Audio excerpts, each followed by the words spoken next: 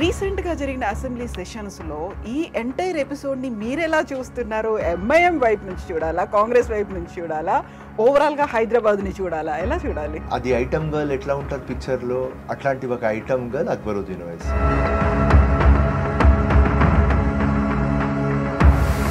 నువ్వు ఎమ్మెల్యేలాగా వచ్చినావా, ఎమ్మెల్యేలాగా నువ్వు సస్తావా? నీకు రేవంత్ రెడ్డికి ఏం కంపారిజన్ రా భయ్? దేశవ్యాప్తంగా బీజేపీ మైనారిటీస్కి వ్యతిరేకంగా ఉంది, కాంగ్రెస్ వైపు వెళ్తే మంచిది అనే ఆలోచన హైదరాబాద్ నుంచి మొదలైంది అనేది విన్నాం కదా. So MIM was not expecting this. MIM total వాళ్ళ ప్రచారంలో, వాళ్ళ క్యాంపెయిన్లో మామూకు ఓటై, మామూకు ఓటై.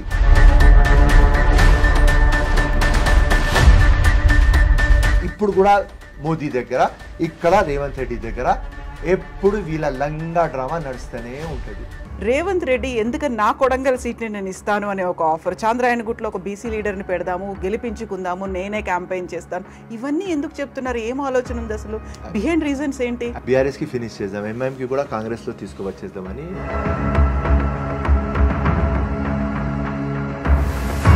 దాని తర్వాత హైకమాండ్ చెప్తుంది రేవంత్ రెడ్డికి ఎంఐఎం ఫినిష్. ఓల్డ్ సిటీలో ఎంఐఎంని బీట్ చేసేవాళ్ళు ఇప్పటిదాకా రాలేదు, ఎప్పుడు చూసినా 7కు 7 గెలుచుకుంటుంది, చాలా పకడ్బందీగా గట్టిగా ఉంది అనేటువంటి ఒక అప్రిసియేషన్స్ కూడా వినిపించాయి కదా. రేవంత్ రెడ్డియే చేశారు సీఎం హోదాలో అసెంబ్లీలోనే. ఆయన ఒక విజనరీ, లెజెండరీ ముఖ్యమంత్రి. ఇప్పుడు ఆయన అందరికీ కన్సాలిడేట్ చేయడానికి, అందరికీ ఒక దగ్గర తీసుకురావాలి అని ఎంఐఎంకి కూడా పొగురుతారు. నమస్తే, welcome to I dream inside politics with Kavitha. ఇటీవలే ముగిసిన తెలంగాణ అసెంబ్లీ సమావేశాల్లో ఒక ఆసక్తికర సన్నివేశం చోటు చేసుకుంది. అది కొడంగల్ సీట్ ని అక్బరుద్దీన్ ఓవైసీకి ఆఫర్ చేశారు సీఎం రేవంత్ రెడ్డి. ఇదే కాదు, డిప్యూటీ సీఎంగా కూడా చేస్తామని అన్నారు. ఎంఐఎంని, అక్బరుద్దీన్ ఓవైసీని ఒక రియల్ ఫ్రెండ్గా చూశారు, చెప్పారు. దీంతో పాటుగా ఒక బ్యాడ్ ఫ్రెండ్షిప్లో బీఆర్ఎస్తో కలిసి 10 ఏళ్ల పాటు ఎంఐఎం కొనసాగిందంటున్నారు. ఓవరాల్గా ఈ ఎంటైర్ ఎపిసోడ్ని ఎలా చూడాలి? ఇదేమన్నా భవిష్యత్తుకి సూచికగా కనిపిస్తోందా? మనతో పాటుగా ఉన్నారు Congress senior leader Firoz Khan garu. ఫిరోజీ నమస్తే, కైసే హై ఆప్? నమస్కార్, గుడ్ ఈవినింగ్, ఎక్సలెంట్. సో బహుత్ దిన్ హువా మిమ్మల్ని కలిసి, మీతో మాట్లాడి. రీసెంట్గా జరిగిన అసెంబ్లీ సెషన్స్లో ఈ ఎంటైర్ ఎపిసోడ్ని మీరెలా చూస్తున్నారు? ఎంఐఎం వైపు నుంచి చూడాలా, కాంగ్రెస్ వైపు నుంచి చూడాలా, ఓవరాల్గా హైదరాబాద్ని చూడాలా, ఎలా చూడాలి? స్టార్టింగ్ ఏమంటే, ఎంఐఎం పార్టీ ఒక ముజరా పార్టీ. అది ఐటమ్ గర్ల్ ఎట్లా ఉంటుంది పిక్చర్లో, అట్లాంటి ఒక ఐటమ్ గర్ల్ అక్బరుద్దీన్ ఓవైసీ. నవ్వాలి ఏడవాలి నాకు అర్థం కాలేదు. 10 సంవత్సరాలు బీఆర్ఎస్తో ఉన్నారు, టీఆర్ఎస్తో ఉన్నారు, వాళ్ళ కాళ్ళ దగ్గర పడి ఉన్నారు. ఇమీడియట్గా వారం లోపల వచ్చి రేవంత్ రెడ్డి కాళ్ళ దగ్గర పడినారు. ఇప్పుడు అక్బరుద్దీన్ ఓవైసీ అసెంబ్లీలో చెప్తారు నా చైల్డ్హుడ్ ఫ్రెండ్. సో నేను చూటిగా అక్బరుద్దీన్కి ఒకటే అడుగుతున్నా, చైల్డ్హుడ్ ఫ్రెండ్ అంటే నేను కూడా హిమాయత్ నగర్లో పుట్టినా, నువ్వు కూడా హిమాయత్ నగర్లో పుట్టినావా? 35 years మీరు కూడా కలిసినాం. అక్బరుద్దీన్ ఫిరోజ్ ఖాన్ అనేది, నేను అక్బరుద్దీన్ అనేది, రైట్? సో అక్బరుద్దీన్ నా ఫ్రెండ్ కాదు కదా, ఉట్టి తెలిసిన ఒక వ్యక్తి. ఎప్పుడైనా ఒకసారి పిక్ అండ్ మూవ్ హోటల్లో రేవంత్ రెడ్డి కనిపిస్తే హలో రేవంత్ రెడ్డి చెప్పిన వ్యక్తి ఇప్పుడు నాకు ట్రూ ఫ్రెండ్, నా చైల్డ్హుడ్ ఫ్రెండ్ అని చెప్తున్నాడు. సో నేను అక్బరుద్దీన్, అసదుద్దీన్కి అడిగేది ఏమంటే, ఎప్పుడైనా ఏదైనా ఫ్యామిలీ ఫంక్షన్లో మీరు కలిసినారా? బక్రీద్, రంజాన్లో కలిసినారా? దీపావళి, దసరాలో కలిసినారా? మీ ఇంట్లో పెండ్లి, వాళ్ళ ఇంట్లో పెండ్లి అంటే మీరు వచ్చినారా? ఈ డ్రామా ఎందుకు రా భయ్?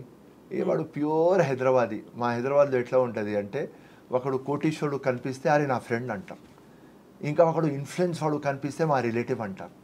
ఈ అక్బరుద్దీన్ కూడా సేమ్ స్టోరీ. రేవంత్ రెడ్డికి ఫ్రెండ్ చేపించుకున్నాడు. ఎందుకు? ఇదే రేవంత్ రెడ్డికి టిల్లు, ఆర్ఎస్ఎస్ చడ్డీ, పొట్టోడు, ర్యాబిట్, లేపుతాం, గుంజుతాం, గాంధీ భవన్లో గుసాయిస్తాం, లంగ మాటలు మాట్లాడిన రేవంత్ రెడ్డి గురించి. కౌంటర్లో ఎవరిచ్చినాడు? ఫిరోజ్ ఖాన్. సో ఆయన ఇట్లా చెప్తుంటే నా ట్రూ ఫ్రెండ్, నాకు చైల్డ్హుడ్ ఫ్రెండ్. అండ్ దాని తర్వాత అక్బరుద్దీన్ కాన్ఫిడెన్స్కి మెచ్చుకోవాలి. ఇద్దరు పోరగాళ్ళు అంట హిమాయత్ నగర్లో తిరుగుతూనే ఉంటారంట. పబ్లిక్ మొత్తం అనేది అంట ఈ పోరగాడు ఏం చేస్తారు, ఆ పోరగాడు ఏం చేస్తారంటే ఈ పోరగాడు ముఖ్యమంత్రి అయినాడు, ఈ పోరగాడు ఇక్కడ ఉన్నాడు అంటున్నాడు. అరే అక్బరుద్దీన్, ఆ రేవంత్ రెడ్డి ముఖ్యమంత్రి అయితే అది గ్రేట్, ఫ్యామిలీ బ్యాక్గ్రౌండ్ లేదు, ఏం లేదు, జెడ్పీటీసీ నుంచి ఎమ్మెల్సీ, ఎమ్మెల్యే, ఎంపీ, అలా ముఖ్యమంత్రి, ఆయన గ్రేట్ ఫెల్లో. నువ్వు ఎంఐఎం సలావుద్దీన్ ఓవైసీ కొడుకును, నీకు దొరికింది, విరాసత్లో దొరికింది ఎమ్మెల్యే. నువ్వు ఎమ్మెల్యేలాగా వచ్చినావా, ఎమ్మెల్యేలాగా నువ్వు సస్తావా? నీకు రేవంత్ రెడ్డికి ఏం కంపారిజన్ రా భయ్. సో ఈ లంగ మాటలు, దొంగ మాటలు, స్క్రిప్ట్లో మాట్లాడాలి, వాళ్ళు ఫేమస్. సో దోస్తీ వెనుక ఉట్టి లాభం చిన్నప్పటి నుంచి చూస్తున్నా. వాళ్ళ అయ్య ఎన్టీ రామారావు దగ్గర, వీళ్ళ పెద్దన్న రాజశేఖర రెడ్డి దగ్గర, సోనియమ్మ దగ్గర, రాహుల్ గాంధీ దగ్గర, నరేంద్ర మోదీ దగ్గర, కేసీఆర్ దగ్గర, రోషయ్య దగ్గర, కొంతకాలం కిరణ్ కుమార్ రెడ్డి దగ్గర. కిరణ్ కుమార్ రెడ్డి ఏదో వీడికి జైలుకి పంపిస్తే కాంగ్రెస్ పార్టీకి ఈడ్చినారు. సో ఎవరు పవర్లో వస్తే ఇప్పుడు కూడా మోదీ దగ్గర, ఇక్కడ రేవంత్ రెడ్డి దగ్గర ఎప్పుడు వీళ్ళ లంగా డ్రామా నడుస్తూనే ఉంటుంది. ఇప్పుడు రేవంత్ రెడ్డి కూడా బీఆర్ఎస్కి ఫినిష్ చేద్దాం, నెక్స్ట్ మన లొల్లి పంచాయత్ బీజేపీతో పెట్టుకుందాం, ఆ ఈక్వేషన్లో, ఆ క్యాల్కులేషన్లో ఏదో అక్బరుద్దీన్ చెప్తుంటే నవ్వుకుంటా కూర్చుంటున్నాడు మా ముఖ్యమంత్రి.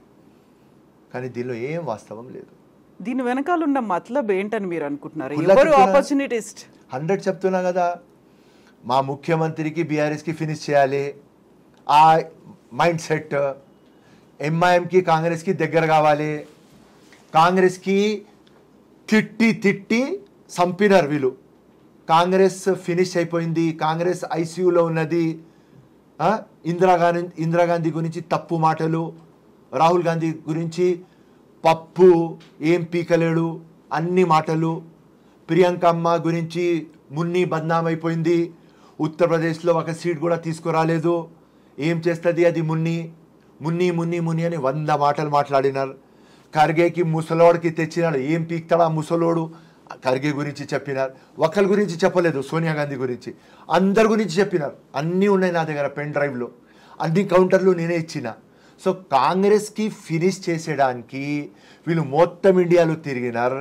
ఉత్తరప్రదేశ్ కానీ, మహారాష్ట్ర కానీ, బీహార్ కానీ, బాంబే కానీ, కర్ణాటక కానీ అన్ని జగ తిరిగినారు. దాని తర్వాత స్టేట్లో వీళ్ళకు కళ కూడా రాలేదు కాంగ్రెస్ పార్టీ రేవంత్ రెడ్డి వచ్చేస్తాడని.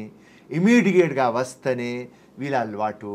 ఎందుకంటే వీళ్ళు చేసిన దొంగ పనులు, వక్బోట్ ల్యాండ్లు కానీ, ఇల్లీగల్ ల్యాండ్లు కానీ, ఇల్లీగల్ కన్స్ట్రక్షన్ కానీ, మనీ డీలింగ్లు కానీ, ఎంపీ ల్యాడ్ ఫండ్స్లో అవకతవకలు, ఎమ్మెల్యే ఫండ్స్లో అవకతవకలు, ప్రతి ఒక్క గవర్నమెంట్కి మేనేజ్ చేసుకొని లంగా పనులు చేస్తే అది బయట తీసుకువస్తారని ఆ భయంతో ప్రతి దానికి మేము బయట తీసుకువస్తున్నాం. ఇరిగేషన్ ప్రాజెక్ట్ దగ్గర నుంచి, టెలిఫోన్ ట్యాపింగ్ దగ్గర నుంచి, మేకలు గొర్రాలు కొన దాకా అన్నీ బయట తీసుకువస్తున్నాం. సో వీళ్ళకు ఎట్లా బయట తీసుకువస్తామని ఆ భయంతో దోస్తీ దోస్తీ దోస్తీ అని కుక్కల్లాగా రేవంత్ రెడ్డి వెనుక తిరుగుతున్నారు. కేవలం వీళ్ళు మాత్రమే ఎక్స్పెక్ట్ చేయలేదా తెలంగాణలో కాంగ్రెస్ వస్తుంది, రేవంత్ రెడ్డి సీఎం అవుతాడని? ఎందుకంటే దేశవ్యాప్తంగా బీజేపీ మైనారిటీస్కి వ్యతిరేకంగా ఉంది, కాంగ్రెస్ వైపు వెళ్తే మంచిది అనే ఆలోచన హైదరాబాద్ నుంచి మొదలైంది అనేది విన్నాం కదా. So MIM was not expecting this.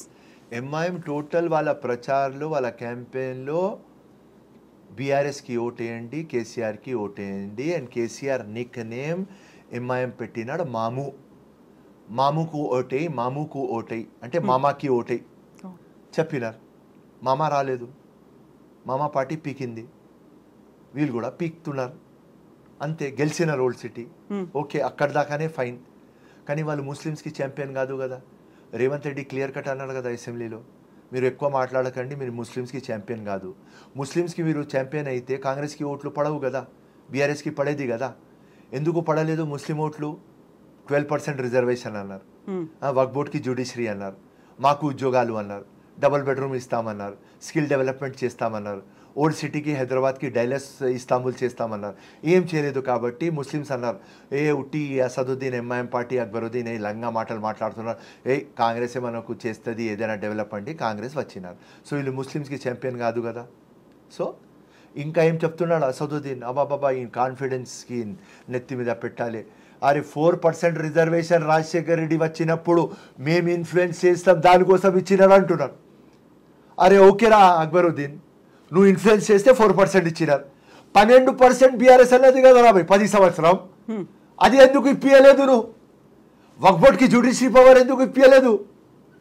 So దానికోసం చెప్పినా కదా, ముజరా పార్టీ ఐటమ్ గర్ల్ ఇట్లా కూర్చుంటారు అందరు షెర్వానీలో. చూస్తావా ఆ అక్బరుద్దీన్ మాట్లాడతాడు, ఆయన చెప్పే ముందునే వాళ్ళ మొత్తం టీం నఫ్తనే ఉంటుంది. షెర్వానీ వేసుకొని ఆ హవాలీ పార్టీ ఉంటుంది చూడు, అట్లా కూర్చుంటారు వీళ్ళు. సో మొత్తం లోకల్కి వీళ్ళ ట్రూత్ తెలిసిపోయింది. సో వీళ్ళకి ఎవరు సీరియస్ తీసుకోరు, మా ముఖ్యమంత్రి కూడా సీరియస్ తీసుకోడు. ఓకే ఈక్వేషన్ ఫినిష్, మిషన్లో ఉన్నాం, బీఆర్ఎస్ ఫినిష్, దానిలో నడిపిస్తున్నామమ్మా. Then what about MIM? బీఆర్ఎస్ని ఫినిష్ చేసేసారు, ఒక మిషన్లో ఉన్నారు అనుకున్నప్పుడు ఎంఐఎంది ఏంటి అసలు? తెలుసు ఏం జరిగింది అనేది, బ్యాక్గ్రౌండ్లో హిస్టరీ ఇవన్నీ తెలుసు, 10 years పాటు ఎలా ఉన్నారో తెలుసు, అంతకుముందు కూడా ఎంఐఎం ఎలా ఉంది తెలుసు. బట్ రేవంత్ రెడ్డి ఎందుకని నా కొడంగల్ సీట్ని నేను ఇస్తాను అనే ఒక ఆఫర్, చాంద్రాయణగుట్లో ఒక బీసీ లీడర్ని పెడదాము, గెలిపించుకుందాము, నేనే క్యాంపెయిన్ చేస్తాను, ఇవన్నీ ఎందుకు చెప్తున్నారు? ఏం ఆలోచన ఉంది అసలు? బిహైండ్ రీజన్స్ ఏంటి? I tell you. బీఆర్ఎస్కి ఫినిష్ చేద్దాం, ఎంఐఎంకి కూడా కాంగ్రెస్లో తీసుకువచ్చేద్దామని మా రేవంత్ అన్న ఈక్వేషన్. ఏమంటే బీఆర్ఎస్ ఎంఐఎంకి కూడా మర్జర్ తీసుకుంటే కొడంగల్ సీట్ అక్బరుద్దీన్కి ఇచ్చేసి డిప్యూటీ చీఫ్ మినిస్టర్ చేద్దాం, మీరు వచ్చేయండి, మేము సెక్యులర్ పార్టీ కాబట్టి ముస్లిమ్స్కి కూడా ఇక్కడ న్యాయం అవుతుంది, మీరు వచ్చేయండి అని ఆ ఈక్వేషన్లో చెప్పినారు. దానికోసం రిఫరల్ టు కాంటెక్స్ ఆయన క్లియర్ కట్ అన్నారు. చంద్రాయణగుట్ట కాన్స్టిట్యుయెన్సీ నేను లాస్ట్ టైం నగేష్ అని ఒక బీసీ ఫిషర్మెన్ కమ్యూనిటీలో ఇచ్చిన, మళ్ళీ అతనికి ఇద్దాం, మీతో ఓటు అడుగుతా మెట్రో రైల్వేలో వచ్చి అని అడిగినారు. సో ఆయన కాంగ్రెస్కి గట్టిగా చేయాలి అని, రైట్. ఫస్ట్ మా ప్రోగ్రామ్ బీఆర్ఎస్ ఫినిష్, దాని తర్వాత హైకమాండ్ చెప్తుంది రేవంత్ రెడ్డికి MIM finish. So step by step అవుతుంది. సో ఇప్పుడు కాంగ్రెస్ది 1 year కాలేదు, మా హనీమూన్ టైం నడుస్తుంది. ఎంఐఎంది 1 year కాలేదు, వాళ్ళ హనీమూన్ టైం నడుస్తుంది.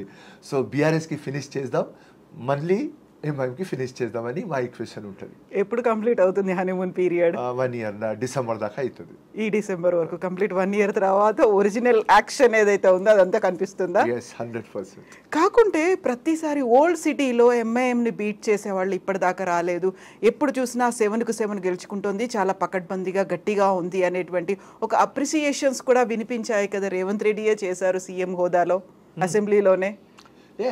ఆయన ఒక కస్టోడియన్ ఆఫ్ తెలంగాణ కవిత గారు, ఆయన ఒక విజనరీ లెజెండరీ ముఖ్యమంత్రి. నెక్స్ట్ 5 years కూడా ఆయననే ఉంటారు. గట్టిగా పనిచేసి ఇంకా 5 years hat trick CM Revanth Reddy గారు ఉంటారు. Day by day Congress strong అవుతుంది, రేవంత్ రెడ్డి స్ట్రాంగ్ అవుతాడు. ఎంపీ సీట్లో క్లియర్ కట్ చెప్పిన ఒక్క సీట్ కూడా బీఆర్ఎస్కి రాదు, రైట్, రాలేదు. ఇప్పుడు ఆయన అందరికీ కన్సాలిడేట్ చేయడానికి, అందరికీ ఒక దగ్గర తీసుకురావాలి అని ఎంఐఎంకి కూడా పొగురుతారు, రైట్, యాజ్ పర్ స్ట్రాటజీ అది. That's all, nothing. ఓల్డ్ సిటీకి డబ్బా చేసినారు, అది అందరికీ తెలుసు, మా రేవంత్ అన్నకి తెలుసు. మేము 100 సార్లు యాజిటేషన్ చేసిన తర్వాత, నేను వచ్చిన తర్వాత గాంధీ భవన్లో రేవంత్ అన్నతో అడిగేది, అన్న ఉస్మానియా హాస్పిటల్ మనం కన్స్ట్రక్ట్ చేద్దాం, మెట్రో రైల్వే మనం తీసుకువద్దాం, చంచల్గూడ జైలుకి మనం డెవలప్ చేద్దాం, ఏదైనా మల్టీనేషనల్ కంపెనీలు మనం ఓల్డ్ సిటీలో తీసుకువద్దాం, ఈ మొత్తం లంగా దొంగ పనులు నడుస్తున్నాయి, మొత్తం ఇంట్రెస్ట్ మీద నడుస్తుంది, ఉద్యోగాలు లేవు, ఆపర్చునిటీ లేవు, బ్లాక్ లిస్టెడ్ అయింది ఓల్డ్ సిటీ, ఏదైనా చేద్దామన్నా ఓల్డ్ సిటీకి, లేకుంటే నువ్వు కూడా బీఆర్ఎస్ లాగా కేసీఆర్ లాగానే నువ్వు కూడా ఉంటావంటే, లే ఫిరోజ్ వస్తేనే 3-4 monthsలో మనం డెవలప్మెంట్ చేద్దాం, అందరికీ కలుసుకొని తీసుకుపోదాం.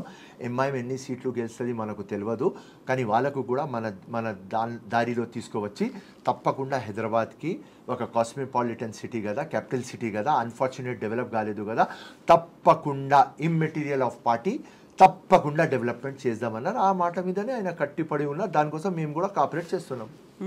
సో మీరు కోఆపరేట్ చేస్తున్నారు, బట్ ఎంఐఎం ఎందుకు ఆ 10 ఏళ్లలో మెట్రో రైల్ని ఓల్డ్ సిటీ దాకా తీసుకురావడానికి, ఫలక్నుమా, చాంద్రాయణగుట్ట దాకా తీసుకురావడానికి ఎందుకు కోఆర్డినేట్ చేయలేదు, కోఆపరేషన్ ఎందుకు లేదు? ఇప్పుడు ఎందుకు ఇమ్మీడియట్గా వచ్చి సహకరిస్తున్నారు? CM will of the chief minister, king of Telangana will ఉండాలి. అప్పుడు బీఆర్ఎస్కి కేసీఆర్కి అంత విల్ లేదు. కేసీఆర్ 10 years పాలనలో 1 time కూడా ఓల్డ్ సిటీ రాలేదు. మా ముఖ్యమంత్రి 6 monthsలో 6 times వచ్చి పోయినాడు ఇప్పుడు దాకా ఓల్డ్ సిటీ. ఆ చిత్తశుద్ధితో మా ముఖ్యమంత్రి ఉన్నాడు. ఇప్పుడు ఎంఐఎం చెప్తే కూడా మెట్రో వస్తుంది, చెప్పకపోతే కూడా మెట్రో వస్తుంది. సో ఎంఐఎం ఏం చేయాలి? అరే వీడు ఎవరు అయ్యాకి వినాడు మా రేవంత్ రెడ్డి, సో కాంప్రమైజ్ చేయాలి, కాపరేట్ చేయాలి, ఆ లైన్లో రావాలి. అప్పుడునే పబ్లిక్ మనకు ప్రేస్ చేస్తుంది. తెలుసు వాళ్ళకు స్మార్ట్ ఫెలోస్, లంగా ఫెలోస్, షార్ప్ ఫెలోస్, దొంగ పనులలో వాళ్ళకంటే స్మార్ట్ ఎవరు ఉండరు. దానికోసం లైన్లో పడినారు. సో ఇంత స్మార్ట్గా ఆలోచించేటువంటి ఎంఐఎం కాంగ్రెస్లో ఎంఐఎంను కలవచ్చు, నెక్స్ట్ టార్గెట్ అదే అంటే ఈజ్ ఇట్ పాసిబుల్? కుదురుతుందంటారా మీరు? Everything is possible, everything is fair in love and war, everything is possible. Impossible I'm possible అని ఉన్నది. సో పాలిటిక్స్లో అన్నీ పాసిబుల్, that's all. Only one thing is not possible, BJP and Congress compromise. దాని తర్వాత ఏదైనా లోకంలో, ఇండియాలో పాలిటిక్స్లో కాంప్రమైజ్ పాసిబుల్. సో పాలిటిక్స్ అనేవి కూడా ఎప్పుడు డిసప్పాయింట్ చెయ్యవు అనే మాటే వింటూ ఉంటాం కదా. So politics never disappoints us అనే మాట. So this is going to happen after honeymoon period. Honeymoon period తర్వాత జరుగుతుంది. We will try our level best. Congress ఎట్లా స్ట్రాంగ్ కావాలి, that is our equation. MIM ఎప్పుడు బీజేపీ అగేన్స్ట్ ఫైట్ చేస్తుంది అని చెప్తుంది, కానీ బీజేపీ బీ టీమ్ అది. సో వాళ్ళ చిత్తశుద్ధి చూద్దాం. ఒకసారి మేము చెప్పినాం ఫిరోజ్ ఖాన్ బీజేపీకి, హైదరాబాద్ నుంచి నాకు సీటీ, నేను కాంగ్రెస్ ఇడ్సేసి బీజేపీలో వచ్చేస్తా. ఎందుకు చెప్పిన? నేను కాంగ్రెస్ ఇడ్సేసి పోను, కానీ నాకు తెలుసు అది బీజేపీ బీ టీమ్, బీజేపీ నాకు ఇయ్యరు. కిషన్ రెడ్డి కానీ, బండి సంజయ్ కానీ, అమిత్ షా కానీ చూటిగా అడిగిన, మీకు ధైర్యం ఉంటే నాకు చార్మినార్లో హిందుస్థాన్ జెండా పెట్టేస్తా అని చెప్పిన. ఇయ్యలేదు. ఎందుకు ఇయ్యలేదు? బీజేపీకి బీ టీమ్ అసదుద్దీన్. ఇది ఇంకా ఫ్యూచర్లో ఇంకా గట్టిగా తెలుస్తుంది. మాలో రండి, ముస్లిమ్స్కి నువ్వు ఛాంపియన్ కదా, ఓకే ఒప్పుకుంటాం, మాలో రండి. ఇప్పుడు బీఆర్ఎస్కి ఫినిష్ చేస్తున్నాం, మాకు బీజేపీతో ఉంటుంది తందానా. ఆ తందానాలో నువ్వు మా దగ్గర వచ్చావు రా, బీజేపీకి ఫినిష్ చేద్దాం. అప్పుడు చూద్దాం అసదుద్దీన్ ఎంఐఎం రియల్ కలర్. ఇప్పుడు బీ టీమ్ అన్నారు కదా, అలాంటప్పుడు వస్తారా? కాంగ్రెస్తో జాయిన్ అవుతుందా? అదే చెప్తున్నాం. ఇదే $1 million క్వశ్చన్, ఇదే ఓపెన్ సీక్రెట్. దీనికి ప్రజల ముందు తీసుకువచ్చినాం. 80% ఇప్పుడు ఎవరికైనా నేను అడిగితే మా ముస్లిం కమ్యూనిటీలోనే అమెరికా కానీ, లండన్ కానీ, ఆస్ట్రేలియా కానీ, మిడిల్ ఈస్ట్ కానీ ఎక్కడి నుంచి నాకు ఫోన్ వస్తే Firoz Khan Asaduddin B team. First time నేను చెప్తే ఎవరు నమ్మలేదు, ఇప్పుడు మొత్తం లోకం నమ్ముతుంది. రైట్? బీజేపీ మొత్తం ఇండియాలో ప్రతి ఒక్క పాలిటీషియన్ ఎంత పెద్దోడు ఉండని, ఎంత గొప్పోడు ఉండని, ఎంత గట్టోడు ఉండని సిబిఐ ఈడీకి పంపించి కాల్ మీద తీసుకువచ్చినారు. అసదుద్దీన్కి ఎందుకు తీసుకువస్తలేరు? ఇదేనా రీజన్? That's all. ఏ రోజు బీజేపీకి ఏడిస్తే అసదుద్దీన్ ఈడీ రేడ్ అవుతుంది. వాడు ఉన్న ఇల్లునే నియర్లీ 800 crores. ఒక ఎంపీ దగ్గర 800 crores విలువ హౌస్ ఎక్కడ వచ్చింది? Only one property. వీళ్ళ తమ్ముళ్ళు ప్రాపర్టీ చూస్తే మినిమం 20,000 crore ప్రాపర్టీ ఉంటుంది తెలంగాణలో. ఇంత పెద్ద ల్యాండ్లు వీళ్ళ దగ్గర ఎక్కడి నుంచి వచ్చినారు? హిమాయత్ నగర్లో రెంటెడ్ హౌస్లో ఉన్నారు, దాని తర్వాత ఇక్కడ వచ్చినారు. ఎలక్షన్ దానిలో 2004 దానిలో రాసినారు మా దగ్గర 4 crores ఉన్నాయని. ఇవాళ ఇంత సంపత్తి ఎక్కడి నుంచి తెచ్చినారు? ఎంత డబ్బులు ఎక్కడి నుంచి వచ్చినారు? ఈడీ ఒక నోటీస్ సాల్. రైట్? సో ఇవన్నీ అందరికీ, ఎవరెవరు పెద్దోళ్ళు ఉన్నారు, ఎవరెవరు ఈ ఫీల్డ్లో ఉన్నారు, అందరికీ తెలుసు, మాకు కూడా తెలుసు. ఎవరికి ధైర్యం లేదు చెప్పడానికి.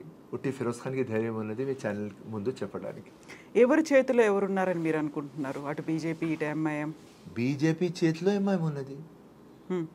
ఎంఐఎం ఒక చిన్న తోకపాటి అమ్మ. 1 MP, 7 MLAs, 1 MLC. BJP India పెద్ద పార్టీ. బీజేపీ ఒక అయినకొండ. వీడు చిన్న పార్టీ. చిన్న పార్టీ ఎందుకు బీజేపీతో కలిసిపోతుంది? ఎందుకంటే ఎంత లంగా దొంగ పనులు చేస్తున్నారు. ఓల్డ్ సిటీ డెవలప్ కాలేదు, కానీ వీళ్ళు డెవలప్ అయినారు కదా. వీళ్ళకు అడుగుతున్నా కదా, ఇంత డబ్బులు ఎందుకు ఎట్లా వస్తున్నాయి మీ దగ్గర? మీరు మీ డాటర్ పెళ్లి చేస్తున్నారు, ఒక్క పెళ్లిలో మీరు 200 కోట్లు పెడుతున్నారు. మున్గూడ ఎలక్షన్ టైంలో ఎక్కడి నుంచి వస్తుంది డబ్బులు? ముస్లిమ్స్ బీదోలు ఉన్నారు, socially, economically, financially, educationally backward ఉన్నారు. Majority of them are BPL. Sachar committee కానీ, రంగనాథ్ మిశ్రా కానీ, డావల సుబ్రహ్మణ్యం కానీ, కేఎస్ కృష్ణన్ కానీ, సుధీర్ కమిషన్ కానీ, కమిటీ కానీ, అమితాబ్ కుంజ్ అందరు ముస్లిమ్స్కి వీకర్ దాన్ దళిత్ అని చెప్పినారు. ఓల్డ్ సిటీ మీరు చూస్తే అదే ఉన్నది, కానీ వీళ్ళు కోటీశ్వర్లు ఎందుకు అవుతున్నారు? వీళ్ళ ఎమ్మెల్యే దగ్గర చూడండి, ఒక కింద చూడండి, వాళ్ళ గ్యారేజ్లో పోయి 100 కోట్లు కార్లు ఉంటాయి. అసెంబ్లీకి వస్తారు, ఒక కార్ కూడా 5 కోట్ల కంటే తక్కువ ఉండదు. ఒక ఘడియాలం కూడా 50 లక్షల కంటే తక్కువ ఉండదు. ఒక షేర్వాణి ఇస్తారు 2 లక్షలు 3 లక్షల కంటే తక్కువ ఉండదు. ఒక షూస్ వేస్తారు 2 లక్షలది. ఎక్కడి నుంచి డబ్బులు వస్తున్నాయి? ఇదే సింపుల్. నాది క్వశ్చన్కి ఆన్సర్ ఇవ్వండి. మీ పెళ్ళాలు, మీరు భార్యలు ముఖం చూపియారు, బుర్ఖలో ఉంటారు, కానీ మా ఆడోళ్ళు ఎవరు పెళ్లికి పోతారు చెప్తారు, ఒక డైమండ్ పెట్టుకుంటారు 5 కోట్లు అని. ఎక్కడి నుంచి వస్తున్నాయి డబ్బులు? సో బీజేపీతో దోస్తీ అంటేనే ఆ ఈడీ సిబిఐ రాదు. దానికోసం పొలిటికల్ పోలరైజేషన్. నువ్వు హిందుత్వ మాట్లాడు, నేను ఇక్కడ ఇస్లాం మాట్లాడతా. దానికోసం ఈ లంగా ఫెల్లు అసదుద్దీన్ పార్లమెంట్లో జై ప్యాలెస్టైన్ అన్నారు. ఎందుకురా ప్యాలెస్టైన్? ఇండియా గురించి అన్నావా? వందే మాత్రం నువ్వు చెప్పవు. లంగా ఫెల్లో నువ్వు జై ప్యాలెస్టైన్ అంటున్నావా? భారత్ మాతా జిందాబాద్ చెప్పురా, నువ్వు చెప్పవు. ప్యాలెస్టైన్ జిందాబాద్ అంటావా? సో ఇట్లాంటి ఒక దొంగ మైండ్ సెట్తో వీళ్ళు ఉంటారు. అందరికీ తెలుసు, మా ముఖ్యమంత్రి కూడా తెలుసు. ఒట్టి టైం. ఈక్వేషన్లో బీఆర్ఎస్ ఓవర్. హనీమూన్ పీరియడ్ అయ్యే వరకు వెయిట్ చేయాలి డిసెంబర్లో. సో ఇంత స్ట్రాంగ్గా ఫిరోజ్ ఖాన్ మాట్లాడినట్టుగా ఇంకెవరు ఎందుకు మాట్లాడరు? ధైర్యం. నేను రాజకీయంలో వచ్చిన దానికోసమే. డిప్లొమాట్ మాట్లాడను, వాస్తవాలు పెడతా, దేనికి వెనక పోను, ఏది రియాలిటీ చెప్తా. ఎవరు లంగా నేను వారికి లంగా అని చెప్తా. నేను లంగా పని చేయను. అదే ధైర్యం నాది. వైట్ ఉన్నా, క్రిస్టల్ క్లియర్ ఉన్నా, మచ్చలేదు నా ఒక్క డీలింగ్లో నేను. లేకుంటే వీళ్ళు విడుస్తారు నాకు. ఇంటికి పోయి ముందు నా ఇంటి మీద అటాక్ అవుతుంది, 2-3 కేసులు అయిపోతాయి. పోయి కోర్టులో కేసు వేస్తారు, రైట్, డిఫమేషన్ సూట్ వేసేస్తారు నా మీద, అన్నీ చేసేస్తారు. ఎందుకు చేస్తలేరు? తెలుసు ఫిరోజ్ ఖాన్కి గెలకవద్దు. ఉట్టి వీడు చెప్తున్నాడు. ఇంకా ఎక్కువ వీడికి గెలిస్తే మొత్తం ప్రూఫ్లతో పెట్టేస్తాడు. వీడు ఎంపీ ఎలక్షన్కి పోతే 6,60,000 ఓట్లు పెట్టినా కదా ప్రూఫ్స్తో. మాధవీలత కంటెస్ట్ చేస్తే నాకు ప్రెస్ వాళ్ళు అడిగినారు, మాధవీలత గెలుస్తుంది కదా అన్న అంటే నేనేం చెప్పినా, లంగా దొంగ ఓట్లు ఉన్నాయి, నరేంద్ర మోదీ వస్తే కూడా ఓడిపోతాడని. So Firoz Khan without proof మాట్లాడాడు. ఇల్లు 800 crores అంటున్నా, 20,000 crores ప్రాపర్టీ అంటున్నా, ఎంపీ ల్యాడ్ ఫండ్స్లో అవకతవకలు ఉన్నాయని చెప్తున్నా, వేరే ఫండ్స్లో అవకతవకలు చెప్తున్నారు. విజిలెన్స్ ఎంక్వైరీ ఇట్లా పెడితేనే అవుతుంది, అది నాకు తెలుసు. అన్ని ప్రూఫ్లు పెట్టుకొని నేను మాట్లాడతా, వాళ్ళకు తెలుసు. దానికోసం వీడు పిచ్చోడు, గమ్మును కూకోవాలి అంతే. వాళ్ళ అదృష్టం నేను అసెంబ్లీలో రాలేదు, అంతే వాళ్ళ అదృష్టం. నా బ్యాడ్ లక్, వాళ్ళ గుడ్ లక్. కావాలనే ఫిరోజ్ ఖాన్ ఏమన్నా కాంగ్రెస్ పార్టీ పక్కన పెడుతోందా? ఇన్ని మాటలు ఇంత స్ట్రాంగ్గా ఇంత ధైర్యంతో మాట్లాడుతున్నారు, అందరినీ ఎదిరించి ఇన్ని ప్రూఫ్ చూపిస్తున్నారు అంటే కావాలని పక్కన పెట్టిందా కాంగ్రెస్ పార్టీ? ఎమ్మెల్సీస్ మార్చ్లో వస్తున్నారు, ఏప్రిల్లో వస్తుంది. ఇప్పుడు గవర్నర్ కోటాలో ఎమ్మెల్సీ ఉన్నది. ఆ గవర్నర్ కోటాలో నేను ఫిట్ గాను, కోదండరామ్ ఇంకా ఆమెర్ అలీ ఖాన్ వాళ్ళు ఫిట్ అవుతారు. ఆమెర్ అలీ ఖాన్ బికాస్ సియాసత్ పేపర్ ఆయన టోటల్ దానిలో ఉన్నారు కాబట్టి ఆయన ఫిట్ అవుతారు. నేను ఫిట్ గాను. మార్చ్లో వస్తుంది, మార్చ్లో ఇస్తారు, డౌట్ లేదు. కమిట్మెంట్ ఉన్నది, క్లారిటీ ఉన్నది, యాష ఉన్నది, భాష ఉన్నది, హైకమాండ్ చూస్తున్నది. రేవంత్ అన్న పెద్దన్న 100% న్యాయం చేస్తారు, 100% వస్తా. ఉత్తిగా కొద్దిగా టైం. కంటెస్టెడ్ నాన్ కంటెస్టెడ్కి వాల్ క్రియేట్ చేసినారు. ఎవరు కంటెస్ట్ చేసినారు వాళ్ళకు ఇస్తలేరు, ఎవరు కంటెస్ట్ చేయలేదు వాళ్ళకు ఇచ్చినారు. ఎమ్మెల్సీ బల్మూరు వెంకట్కి ఇచ్చినారు నాన్ కంటెస్టెడ్, రాజ్యసభ అనిల్కి ఇచ్చినారు నాన్ కంటెస్టెడ్, ఎవరు కంటెస్ట్ చేసినారు వాళ్ళకు ఇవ్వలేదు. సో ఏ రోజు ఆ కంటెస్టెడ్ది వచ్చేస్తుంది, ఫిరోజ్ ఖాన్, జగ్గారెడ్డి ఎంట్రీ, మధు యాసిక్ గౌడ్, మేము తడ వచ్చేస్తాం. అయితే ఇంత మాట్లాడుతున్నటువంటి ఫిరోజ్ ఖాన్ కోసం చార్మినార్ ఎంపీని ఎందుకు ఇవ్వలేకపోయారు? పోనీ చాంద్రాయణగుట్ట అదే కాంగ్రెస్ పార్టీ మిమ్మల్ని నిలబెడితే ఎలా ఉండేది పరిస్థితి? ఎంఐఎంకి ఒక ఈక్వేషన్లో బీఆర్ఎస్కి ఫినిష్ చేద్దామని ఎంపీ ఎలక్షన్లో తీసుకువచ్చినారు. ముఖ్యమంత్రి చాలా గట్టిగా బాగా ఆలోచించినారు. 13 to 14 సీట్స్ గెలుద్దాం, సౌత్ ఇండియాలో బీజేపీ స్ట్రాంగ్ కావద్దు, తమిళనాడు, కర్ణాటక, తెలంగాణ అండ్ ఇంకా కేరళ నుంచి మనం గట్టిగా పోటీ ఇచ్చి మనం తీసుకువద్దాం అండ్ రాహుల్ గాంధీకి ప్రధానమంత్రి చేద్దాం. యాంటీ ఇన్కంబెన్సీ ఉన్నది, మొత్తం సర్వే రిపోర్ట్లు దొంగ రిపోర్ట్లు చూపిస్తున్నారు, బీజేపీ డిక్లైన్లో ఉన్నది, మనం స్ట్రాంగ్ అయిదామని ఆయన మంచి ఆలోచనతో రైట్ ఎంఐఎంకి మన పార్టీలో పెట్టుకొని ఫ్రెండ్లీ పార్టీ అని తీసుకుపోయినారు. కానీ అది టోటల్ నెగటివ్ అయిపోయింది, పొలిటికల్ పోలరైజేషన్ అయిపోయింది.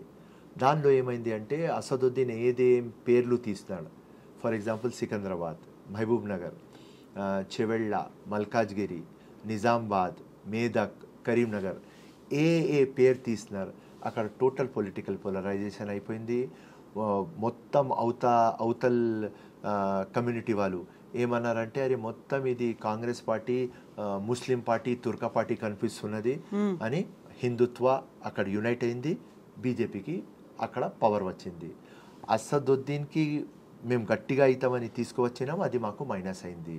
సో ఆ ఈక్వేషన్లో అసదుద్దీన్ ఒకటే మాట అన్నాడు, ఎవరికైనా టికెట్ ఇవ్వండి, హైదరాబాద్ ఫిరోజ్ ఖాన్కి ఇవ్వద్దు, ఎందుకంటే వాడు నా అవతలు ఉంటే వాడికి మనం గ్రిప్లో పెట్టలేము, వాడి నోట్కి మనం తలగలేము, వాడు మొత్తం గ్రౌండ్ లీడర్, వాడికి వాస్తవాలు తెలుసు, ప్రూఫ్లు ఉన్నాయి, ప్రతి ఒక్క స్టేట్ మీద వస్తాడు, ప్రూఫ్లు పెట్టి మాట్లాడతాడు, మనకు ఛాలెంజ్ చేస్తాడు, బోకసోట్లు ఉన్నాయి అని మక్కా మస్జిద్కి పోతాడు, మక్కా మస్జిద్కి పిలుస్తాడు, మనం మక్కా మస్జిద్కి రాలేము, డిస్కషన్ కోసం చార్మినార్ దగ్గర పిలిపిస్తాడు, మనం చార్మినార్ దగ్గర పోలేము.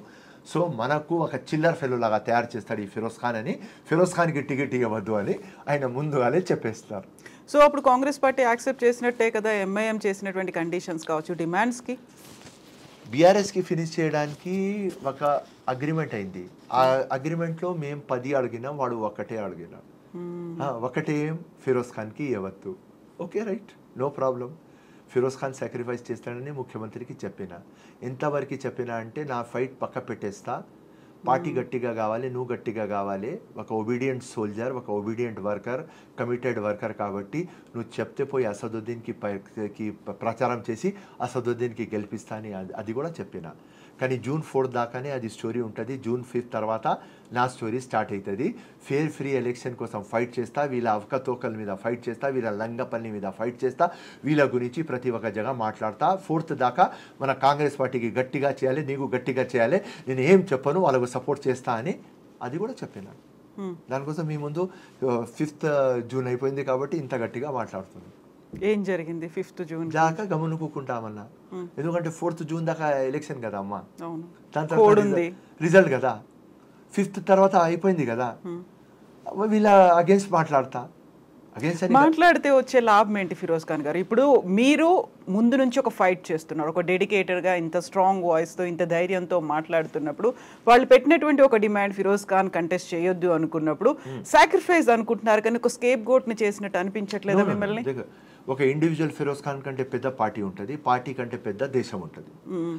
నేను ఫిరోజ్ ఖాన్, ఓకే, ఒక ఫిరోజ్ ఖాన్ ఒక వర్కర్, ఓకే ఫైన్ గుడ్, నాకంటే ఎవరు సుపీరియర్? టాప్ పార్టీకి ప్రిఫరెన్స్ ఇచ్చిన, నా ముఖ్యమంత్రికి ప్రిఫరెన్స్ ఇచ్చిన, నా కమాండర్, నా బాస్, నా ముఖ్యమంత్రి, దట్స్ ఆల్. ఆయన చెప్పినాడు ఒక యుద్ధలాగా నేను వింటా, దట్స్ ఆల్. అంత నమ్మకం ఏముంది రేవంత్ రెడ్డి మీద? 100% ఉన్నది, ఎందుకంటే రేవంత్ రెడ్డికి చూసుకొని రాహుల్ గాంధీకి చూసుకొని తెలంగాణలో కాంగ్రెస్ పార్టీ వచ్చింది. Okay, one story KCR promise చేసింది అమలు చేయలేదు, గ్రౌండ్ మీద రాలేదు కాబట్టి యాంటీ ఇన్కంబెన్సీ వచ్చింది కాబట్టి ఓడిపోయినా, అది one part of the story. Other part of the story, Bharat Jodo యాత్రలో చూసిన తర్వాత రాహుల్ గాంధీ పప్పు కాదు నిప్పు, జబర్దస్త్ ఫెలో, ఇంకా రేవంత్ రెడ్డి ఇక్కడ ఒక రావణుడు ఎవరంటే కేసీఆర్, ఈ రావణుడికి తీయాలి అంటే ఈ రామ్. ఆ ఈక్వేషన్ వచ్చింది పబ్లిక్లో, దానికి no doubt. So 100% Rahul Gandhi and Revanth Reddy కాంబినేషన్లో తెలంగాణలో వచ్చింది. సో నేను ఎవ్వరు కూడా చెప్పలేదు ముఖ్యమంత్రి రేవంత్ రెడ్డి అని. ఫస్ట్ చెప్పే వ్యక్తి ఫిరోజ్ ఖానే. 2 years ముందునే నేను చెప్పిన, అందరితో లొల్లి పంచాయతీ అయింది నాకు. అందరు నాకు చెప్పినారు, ఏం రాబోయ్ రేవంత్ రెడ్డినే నీకు కనిపిస్తాడు రాబోయ్, మేము కనిపించమని మా సీనియర్లే చెప్పినారు. నేనేం చెప్పినా, రేవంత్ రెడ్డి నాకు పెద్ద పులి కనిపిస్తాడు, మీరు అందరు పులిలు అన్నారు. అరే వాడు జూనియర్ ఫెలో కదా, పొట్టోడు కదా అన్నీ చెప్పినారు. కానీ నేను చెప్పిన వాడు ఆయన జూనియర్ ఉండని, పొట్టోడు ఉండని, ఏదైనా ఉండని, ఆయనలో లైట్ చూస్తున్నా, ఆయనలో ఫైర్ చూస్తున్నా, ఆయనలో ఆ జోష్ చూస్తున్నా, మొత్తం జీవితం అంకే ఒక చూస్తున్నా.